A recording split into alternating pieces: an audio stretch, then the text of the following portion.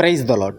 ఈరోజు దేవుని ఆహారం మత్తయి సువార్త 11వ అధ్యాయం 1 నుండి 5 వచనాలు.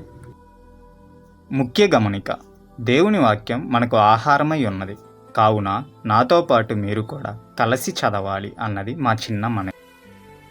యేసు తన 12 మంది శిష్యులకు ఆజ్ఞాపించుట చాలించిన తర్వాత వారి పట్టణములలో బోధించుటకును ప్రకటించుటకును అక్కడ నుండి వెళ్ళిపోయిను.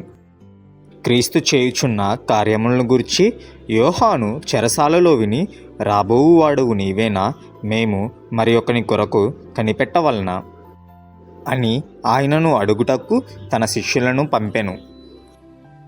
యేసు వారిని చూచి, మీరు వెళ్ళి విన్నవాటిని కన్నవాటిని యోహానుకు తెలుపుడి.